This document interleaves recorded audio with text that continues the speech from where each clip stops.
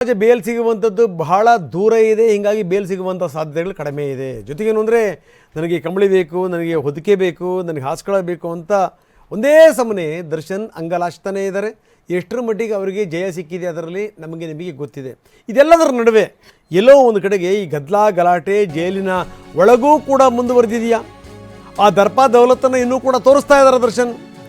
ಮತ್ತೆ ಹಳೆ ಚಾಳಿ ಮುಂದುವರೆದಿದೆಯಂತೆ. ಎಲ್ಲರನ್ನೂ ಕೂಡ ಒಟ್ಟಿಗೆ ಹಾಕಿದಾರಲ್ಲ, ಎಲ್ಲೋ ಒಬ್ರಿಗೊಬ್ರು ಮಾತು ಬೆಳೆದು ಅಥವಾ ಇವನೇ ಕಾರಣ ಅಂತ ಹೇಳಿ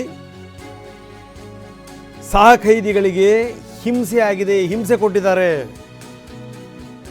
5 ಜನ ದರ್ಶನ್ ಇರುವಂಥ ಸೆಲ್ಲಲ್ಲೇ ಇದ್ದಾರೆ. ಅನುಕುಮಾರ್, ಜಗ್ಗಾ, ನಾಗರಾಜ್, ಪ್ರದೋಷ್ ಮತ್ತು ಲಕ್ಷ್ಮಣ್.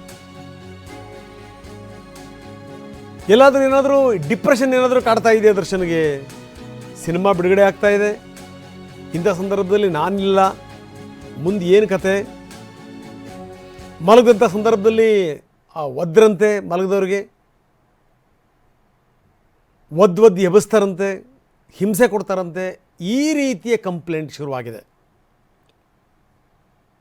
ಅನುಕುಮಾರ್, ಜಗ್ಗಾ, ನಾಗರಾಜ್, ಪ್ರದೋಷ್, ಲಕ್ಷ್ಮಣ್ ಈ 5 ಜನ ದರ್ಶನ್ ಜೊತೆಗೇ ಇದ್ದಾರೆ. ಇಲ್ಲಿ ದೊಡ್ಡ ಜಗಳವೇ ನಡೆದು ಹೋಗಿದೆ. 2 ದಿನಗಳ ಹಿಂದೆ ಜಗ್ಗಾ ಮತ್ತು ದರ್ಶನ್ ನಡುವೆ ಜಗಳ ಆಯ್ತಂತೆ. ಆ ಜಗಳ ಜಾಸ್ತಿ ಆಗ್ತಿದ್ದಂಗೆನೇ ಜೈಲಾಧಿಕಾರಿಗಳು ಜಗಳ ಬಿಡಿಸಿದರಂತೆ. ದಯವಿಟ್ಟು ನಮ್ಮನ್ನು ಬೇರೆ ಜೈಲಿಗೆ ನಮ್ಮನ್ನು ವರ್ಗಾವಣೆ ಮಾಡಿಬಿಡಿ ಅಂತ ಸಂಬಂಧಪಟ್ಟಂಥವ್ರು ಕೇಳ್ತಾ ಇದ್ದಾರೆ ಅಂತ. ಚಿತ್ರದುರ್ಗ ಜೈಲಿಗೆ ನಮ್ಮನ್ನು ಶಿಫ್ಟ್ ಮಾಡಿಬಿಡಿ. ನೋಡಿ ಹೆಂಗಿದೆ ಸ್ಥಿತಿ. ಶುರುವಾದಂಥ ಜಗಳ ಕೊನೆಗೆ 2 ದಿನದಿಂದ ಜಗಳ ಕಂಟಿನ್ಯೂ ನಡೀತಾನೇ ಇದೆ. ಅಂಥ ಸ್ಥಿತಿ ಜಗದೀಶ್ ಮತ್ತು ಇವ್ರ ನಡುವೆ. ಇದೆಲ್ಲದರ ನಡುವೆ ನಮ್ಮನ್ನು ದಯವಿಟ್ಟು ಚಿತ್ರದುರ್ಗ ಜೈಲಿಗೆ ಹಾಕಿಬಿಡಿ ಅಂತ ಕೇಳ್ತಾ ಇದ್ದಾರಂತ ಇವರು. ಅನುಕುಮಾರ್ ಮತ್ತು ಜಗದೀಶ್ ಇಬ್ಬರು ಕೂಡ ಮನವಿ ಮಾಡಿದ್ದಾರೆ.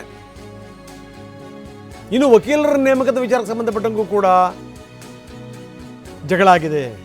ಒಂದು ಕಡೆಗೆ ಬೇಲ್ ಸಿಗ್ತಿಲ್ಲ ಅನ್ನೋದು, ಇನ್ನೊಂದು ಕಡೆಗೆ ದರ್ಶನ್ ಹಿಂಸೆ ಬೇರೆ. ಈ ಜೈಲಿನಲ್ಲೇ ಇದ್ರೆ ಸತ್ತೋಗ್ಬಿಡ್ತೀವಿ ನಾವು ಅಂತ ಅನುಕುಮಾರ್ ಹೇಳಿದಾನಂತೆ. ಏನಾದರೂ ಮಾಡ್ಕೊಂಡು ಸಾಯ್ತೀನಿ ಅಂತ ಅನುಕುಮಾರ್ ಹೇಳ್ತಾ ಇದ್ದಾನೆ.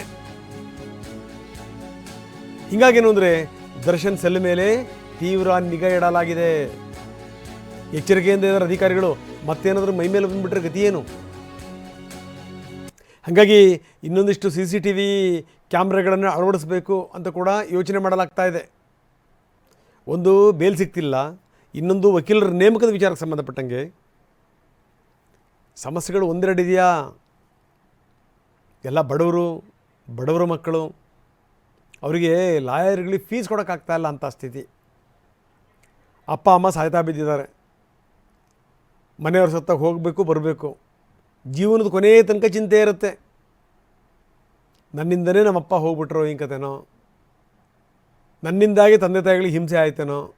ಇದು ಹೀಗೆ ಮಾತು ಬೆಳೆದು ಜಗಳ ಗುದ್ದಾಟ. ಇನ್ನು ಜೈಲಿನ ರೂಲ್ಸ್ಗಳು ವಿಪರೀತ ಜಾಸ್ತಿ ಆಗಿವೆ. ಲೈನಲ್ಲಿ ನಿಂತ್ಕೋಬೇಕು, ತಾನೇ ಊಟ ತರಬೇಕು, ಒಳಗಿನ ಶೌಚಾಲಯವನ್ನು ತಾನೇ ಕ್ಲೀನ್ ಮಾಡ್ಕೋಬೇಕು. ದರ್ಶನ್ ಮಾನಸಿಕ ಸ್ಥಿಮಿತ ಕಳ್ಕೊಂಡ್ರ ರೀತಿಯಲ್ಲಿ ಕಾಣ್ತಾ ಇದ್ದಾರಂತೆ. ಜೈಲಿನ ಫೋಟೋಗಳು ಯಾವಾಗ ವೈರಲ್ ಆದ್ವಲ್ಲ, ಅದಾಗ್ತಿದ್ದಂಗೆ ವಿಪರೀತ ಬಿಗಿ ಆಯಿತು. ಇನ್ನು ಅನುಕುಮಾರ್ ಬರ್ತಿದ್ದಂಗೆ ಇನ್ನೊಂದಿಷ್ಟು ಜಾಸ್ತಿ ಆಯಿತು.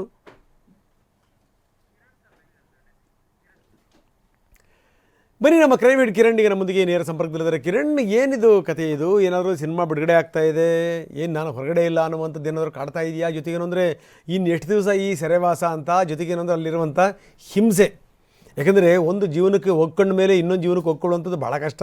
ಲೈನಲ್ಲಿ ನಿಂತ್ಕೊಳ್ಳೋದು, ತಟ್ಟೆ ಹಿಡ್ಕೊಂಡು ಹೋಗಿ ನೀವು ಊಟ ಹಾಕ್ಸ್ಕೊಳ್ಳೋದು, ಅದಲ್ಲೇನು ಸಾಮಾನ್ಯ ಕೆಲಸನ. ಜೊತೆಗೆ ತನ್ನ ಟಾಯ್ಲೆಟನ್ನು ತಾನೇ ಕ್ಲೀನ್ ಮಾಡ್ಕೋಬೇಕು ಅಂಥ ಸ್ಥಿತಿ. ಹಿಂಗಿರುವಾಗ ಇದನಿಗೆ ಏನೋ ಒಂಥರ ಡಿಪ್ರೆಷನ್ ಕಾಡ್ತಾ ಇದೆ. ಜೊತೆಗೇನು ಅಂದರೆ ತನ್ನ ಜೊತೆಗಿದ್ದಂಥವ್ರಿಗೆ ಹಿಂಸೆ ಕೊಡ್ತಾ ಇದ್ದಾರೆ. ಹೀಗಾಗಿ ದಯವಿಟ್ಟು ನಮ್ಮನ್ನು ಇಲ್ಲಿಂದ ಬೇರೆ ಕಡೆ ವರ್ಗಾಯಿಸಿಬಿಡಿ ಅಂತ ಜೊತೆಗಿದ್ದಂಥವ್ರು ಕೇಳ್ತಾ ಇದ್ದಾರೆ ಅಂತ. ಏನಿದೆ ಹೆಚ್ಚಿನ ವಿವರ? ರಂಗನಾಥ್, ಮುಖ್ಯವಾಗಿ ಸೆಂಟ್ರಲ್ ಜೈಲಿನಲ್ಲಿ ಈಗಾಗಲೇ ಅಲ್ಲಿ ಒಂದಷ್ಟು ಕಂಪ್ಲೀಟಾಗಿ ಸುಪ್ರೀಂ ಕೋರ್ಟ್ ಡೈರೆಕ್ಷನ್ಸ್ ಮೇಲೆ ಅಲ್ಲಿ ಅವ್ರಿಗೆ ಕೊಡ್ತಾ ಇದ್ದದಂಥ ಏನು ಹಿಂದೆ ಆ ಫೆಸಿಲಿಟಿ ಎಲ್ಲವೂ ಕೂಡ ಈಗ ಕಡಿವಾಣ ಆಗಿದೆ. ಆಮೇಲೆ ಜೊತೆಗೆ ಚೀಫ್ ಸೂಪ್ರಿಡೆಂಟ್ ಆಗಿ IPS ಆಫೀಸರ್ ಬಂದಾಗಲೂ ಕೂಡ ಮತ್ತೆ ಅವರ ಒಂದು ಸ್ಟ್ರಿಕ್ಟ್ ಭಾಳಷ್ಟು ಆಗಿರೋದದು. ಹಿಂದೆ ಸಜ್ಜಾಗಿರೋದಂಥ ಕೈದಿಗಳು ಬಂದು ರೂಮ್ನ ಕ್ಲೀನ್ ಮಾಡೋದಿರ್ಬೋದು, ಅವ್ರಿಗೆಲ್ಲವೂ ಕೂಡ ಊಟ ತೊಗೊಬಂದು ಕೊಡೋದು, ಆ ರೂಮ್ನೆಲ್ಲ ಕ್ಲೀನ್ ಮಾಡೋದು ಎಲ್ಲವೂ ಕೂಡ ಇತ್ತು. ಈಗ ಯಾರೂ ಕೂಡ ಅಲ್ಲಿ ಬರೋದಿಲ್ಲ. ಅವರ ಇರುವಂಥ 6 ಜನ ಯಾರಿದ್ದಾರೆ ಅವರೇ ಎಲ್ಲ ಕ್ಲೀನ್ ಮಾಡ್ಕೋಬೇಕು. ಪ್ರತಿದಿನ ಅವರೇ ಒಬ್ರೊಬ್ರಿಗೆ ಮಾತಾಡ್ಕೊಂಡು, ಆಮೇಲೆ ಜಾಸ್ತಿ ಸಮಯ ಕೂಡ ಹೊರಗಡೆ ಬಿಡ್ತಾ ಇಲ್ಲ. ಇವೆಲ್ಲವೂ ಕೂಡ ಅದಲ್ಲದೆ ಕೂಡ ದಿನ ದಿನ ಕಳೆದಂತೆ ದರ್ಶನ್ ಅಂದರೆ ಅವರ ಜೊತೆಲಿರುವಂಥವ್ರ ಜೊತೆ ಮಾತುಕತೆ ಆಡೋದು, ಅವ್ರ ಮೇಲೆ ಗಲಾಟೆ ಮಾಡೋದು, ಕೂಗಾಡೋದು ಇದೆಲ್ಲವೂ ಕೂಡ ಜಾಸ್ತಿ ಆಗಿದೆ. ಒಂಥರ ಎಲ್ಲೋ ಒಂದು ಕಡೆ ದೈಹಿಕವಾಗಿ ಮತ್ತು ಮಾನಸಿಕವಾಗಿ ಹರಾಜ್ ಮಾಡ್ತಾ ಇದ್ದಾನೆ. ಜೊತೆಗೆ ಒದೆಯುವಂಥದ್ದು ಇರ್ಬೋದು, ಇದೆಲ್ಲವೂ ಕೂಡ ಮಾಡ್ತಾ ಇದ್ದಾರೆ. ಈಗ ಅಲ್ಲಿದ್ದವರು ಕೂಡ ಸಾಕಷ್ಟು ಟಾರ್ಚರ್, ಎಸ್ಪೆಷಲಿ ನಾಗರಾಜ್ ಅಂತ ಹೊರತುಪಡಿಸಿ ಅವನ ಜೊತೆ ಇನ್ನೊಬ್ಬರು ಮ್ಯಾನೇಜರ್ ಏನಿದ್ರು ಅವ್ನು ಹೊರತುಪಡಿಸಿ ಉಳಿದ 4 ಜನಕ್ಕೂ ಕೂಡ ಸಾಕಷ್ಟು ಒಂದು ಅವರು ದರ್ಶನಿಂದ ಹರಾಸ್ಮೆಂಟ್ ಆಗ್ತಾ ಇರುವಂಥದ್ದು ಈಗಾಗಲೇ ಕಂಡುಬಿಡಿದೆ. ಇಬ್ಬರಂತೂ ಅನುಕುಮಾರ್ ಮತ್ತು ಜಗಂತೂ ನಮಗೆ ಇಲ್ಲಿಂದ ನಾವು ಹೊರಗಡೆಗೆ ಹೋಗ್ತೀವಿ, ಬೇರೆ ಸೆಲ್ಗೆ ಹೋಗ್ತೀವಿ, ಬೇರೆ ಜೈಲ್ಗಳಿಗೆ ಹೋಗ್ತೀವಿ ಅನ್ನೋದನ್ನು ಕೂಡ ಈಗಾಗಲೇ ರಿಕ್ವೆಷನ್ ಅಪ್ಲಿಕೇಶನ್ ಹಾಕ್ಕೊಂಡಿದ್ದಾರೆ. ಇಲ್ಲಿ ಸಿಗ್ತಾ ಇರುವಂಥದ್ದು ಕೆಲವೊಂದು ಇಲ್ಲ ಸಾಕು ನಮಗೆ ಬೇಲು ಸಿಗ್ತಾ ಇಲ್ಲ. ಆಮೇಲೆ ಜೊತೆಗೆ ಏನು ಒಂದು ಡೆವಿಲ್ದು ಒಂದು ಟೀಸರ್ ರಿಲೀಸ್ ಆದಮೇಲೆ ಈತನ ಆರ್ಭಟ ಇನ್ನೂ ಕೂಡ ಜಾಸ್ತಿ ಆಗಿದೆ. ಅಲ್ಲಿವರೆಗೂ ಕೂಡ ಮತ್ತೆ ಆತನ ಇವ್ರ ಎಲ್ಲರ ಮೇಲೂ ಕೂಡ ಭಾಳಷ್ಟು ಹರಾಸ್ಮೆಂಟ್ ಮಾಡ್ತಾ ಇರುವಂಥದ್ದು ಈಗ ಒಂದೊಂದು ವಿಚಾರಗಳು ಕೂಡ ಜೈಲಿಂದ ಹೊರಗಡೆ ಬರ್ತಾ ಇದೆ. ಇತ್ತೀಚೆಗೆ ಜಗ್ಗನ ಮೇಲೂ ಕೂಡ ಸಾಕಷ್ಟು ವಕೀಲನ ನೇಮಕ ವಿಚಾರ ಯಾರು ಮಾಡ್ಕೋಬೇಕು ಅನ್ನೋ ಒಂದು ಮತ್ತೆ ಸಾಕಷ್ಟು ಗೊಂದಲಗಳು, ಆಮೇಲೆ ಸರಿ ಹೋಗಲಿಲ್ಲ ಬೇರೆ ವಕೀಲರು ಹಾಕೋಬೇಕು ಅಂತ ಇದ್ರ ಬಗ್ಗೆಯೂ ಕೂಡ ಸಾಕಷ್ಟು ಗಲಾಟೆ ಆಯಿತು.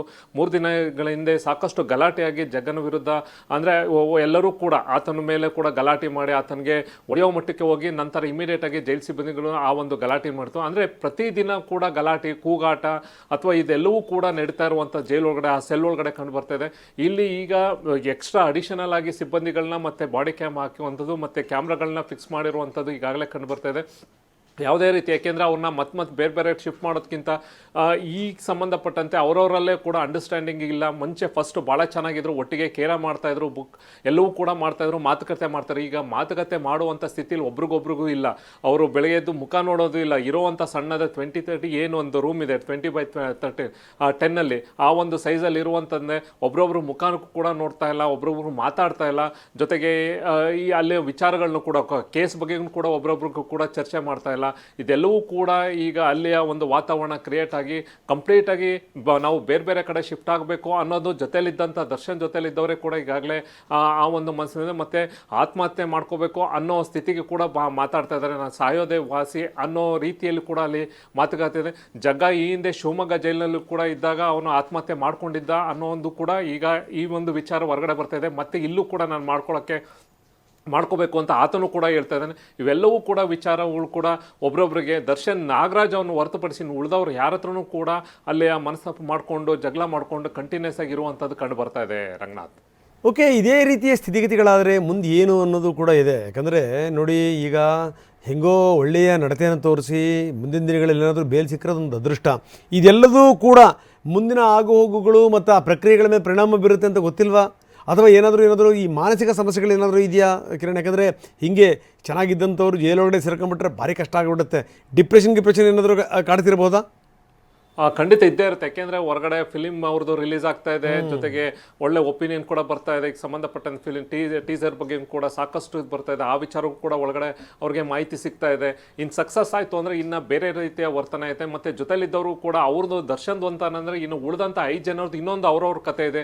ಸಾಕಷ್ಟು ಈಗಾಗಲೇ ದುಡ್ಡನ್ನು ಕಳ್ಕೊತಾ ಇದ್ದಾರೆ. ಅವ್ರಿಗೆ ಸರಿಯಾಗಿ ದುಡ್ಡು ಕೂಡ ಸಿಗ್ತಾ ಇಲ್ಲ, ಮನೆ ಮೇಂಟೆನೆನ್ಸ್ ಇರ್ತೀವಿ, ಇವೆಲ್ಲವೂ ಕೂಡ ಅವ್ರ ತಲೆ ಮೇಲೆ ಇರುತ್ತೆ. ಯಾಕೆಂದರೆ ದುಡಿಯೋಂಥ ವ್ಯಕ್ತಿ ಬಂದು ಜೈಲಲ್ಲಿದ್ದಾಗ ನ್ಯಾಚುರಲ್ ಮನೆಯಲ್ಲಿ ಬರುವಂಥವ್ರು ಅವ್ರು ಫೋನ್ ಮಾಡಿ ಈ ಥರದ್ದು ಕಷ್ಟ ಆಗ್ತಾ ಇದೆ ಅಂದಾಗ ಅದ್ರ ಫ್ರಸ್ಟ್ರೇಷನ್ ಇವ್ರ ಮಧ್ಯೆ ಇರುತ್ತೆ. ಇವ್ರಿಗೋಸ್ಕರ ನಾವು ಇದೆಲ್ಲ ಮಾಡಿದ್ವಲ್ಲ ಅಂತ ಇದೆಲ್ಲವೂ ಕೂಡ ಮಾತುಕತೆ ಆಗಿತ್ತು. ಮುಂಚೆ ಒಂದು 15 ದಿನದಿಂದ ಭಾಳ ಚೆನ್ನಾಗಿದ್ರು ಎಲ್ಲರೂ ಕೂಡ, 6 ಜನರು ಕೂಡ ಭಾಳ ನೀಟಾಗಿ ಕೇರ ಮಾಡ್ಕೊಂಡೆಲ್ಲ ಇದ್ರು. ಆದರೆ ಇತ್ತೀಚೆಗೆ ಒಂದು ಸ್ವಲ್ಪ ಯಾವಾಗ ಜೈಲಲ್ಲೂ ಕೂಡ ಸ್ಟ್ರಿಕ್ಟ್ ಆಯಿತು, ಆಮೇಲೆ ಜೊತೆಗೆ ಅವ್ರವ್ರ ಕೆಲಸ ಮಾಡ್ಕೋಬೇಕು ಅಂದಾಗ ಮತ್ತು ಇನ್ನೂ ಬೇಲ್ ಸಿಗ್ತಾ ಇಲ್ಲ, ಹೊರಗಡೆದು ಚಾರ್ಜಸ್ ಫ್ರೇಮ್ ಆದಾಗಂತೂ ಕೂಡ ಇದೆಲ್ಲವೂ ಕೇಸ್ ನಮಗೆ ಸದ್ಯಕ್ಕೆ ಬೇಲು ಆಗಲ್ಲ ಅನ್ನೋದು ಅವ್ರಿಗೂ ಕೂಡ ಗೊತ್ತಾದ ತಕ್ಷಣ ಇವೆಲ್ಲವೂ ಕೂಡ ಫ್ರಸ್ಟ್ರೇಷನ್ ಒಬ್ರೊಬ್ರ ಮೇಲೆ ಈಗ ತಿರುಗಿಬಿದ್ದಿದೆ. ಅವರವರಲ್ಲೇ ಮನಸ್ತಾಪ ಆಗಿ ಮಾತುಕತೆ ಮಾಡುವಂಥದ್ದೇ ಕೂಡ ಈಗ ಅಲ್ಲಿ ಇಲ್ಲ ಅನ್ನೋ ಒಂದು ಸ್ಥಿತಿ ಈಗ ನಿರ್ಮಾಣವಾಗಿದೆ. ಓಕೆ ಕಿರಣ್, ಧನ್ಯವಾದ ತಮ್ಮೆಲ್ಲ ಮಾಹಿತಿಗೆ.